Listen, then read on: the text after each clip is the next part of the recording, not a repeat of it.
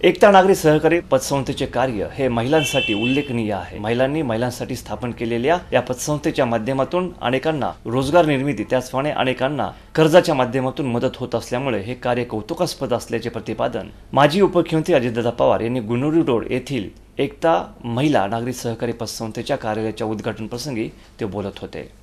उपस्थितांचे स्वागत या ठिकाणी तरुण अल्ताफ सय्यद यांनी केले। आम्ही स्वतःची या ठिकाणी आमची हक्काची जागा या ठिकाणी खरेदी करून सुसज्ज असं फर्निचर तयार करून स्वतःच्या निधीवर चालणारी संस्था आम्ही या ठिकाणी सुरू केलेली आहे।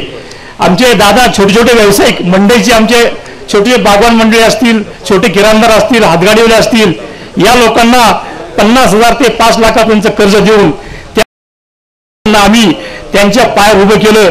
याचं मला खूप मोठं या ठिकाणी समाधान वाटतं दादा, कारण काम करताना या लोकांना अनेक संस्थांना हेलपाटे मारायला लागतात, परंतु आमच्या लोकांना त्रास होऊ नये म्हणून या संस्थेच्या माध्यमातून आम्ही त्यांना जवळून आर्थिक मदत केलेली आहे। व सभासद गोळा करत असताना आम्हाला अनेक अडचणी आल्या, परंतु बारामतीतील लोकांनी आमच्यावर विश्वास दाखवून आमच्या या पतसंस्थेमध्ये गुंतवणूक करून आमच्यावर खूप मोठा आमच्या विश्वासावर विश्वास दाखवला आहे। त्याबद्दल मी त्यांचे खूप खूप आभार मानते। आणि दादा, आज मला या कार्यक्रमाने अभिमान वाटतो की आमची पतसंस्था ही 3 वर्षापूर्वी एक पत्र्याच्या खोलीमध्ये होती व ही पत्र्याची खोलीची उद्घाटन सुद्धा आपल्या हस्ते झाले आणि आज आमची ही पतसंस्थेसाठी 60 लाखाची इमारत आम्ही घेतली। त्याचे उद्घाटन देखील माननीय अजितदादांच्या हस्ते झाले। पहिल्यांदा त्यांनी आमचे उद्घाटन करत असताना आम्हाला खूप काही मार्गदर्शन केले, जसे आम्ही घरी चेकबुक मागू नये, घरी जाऊन सह्या करू नये, रजिस्टर घरी मागू नये। दादा, आम्ही सर्व संचालिका या महिन्यातून 2 दिवस आम्ही या पतसंस्थेसाठी काढतो व आमच्या सर्व पतसंस्थेची कामं या 2 दिवसामध्ये करत असतो।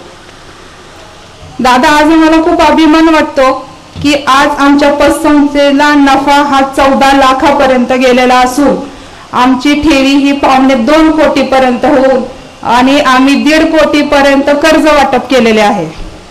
ह्याच ठिकाणी अतिशय अशी पत्र्याची शेड होती, म्हणजे आतमध्ये बाहेर पण असं ऊन असल्यानंतर भाजून निघायचं, गरम व्हायचं, आतमध्ये देखील पत्रा तापलेला असायचा, काम करणं मुश्किल असायचं।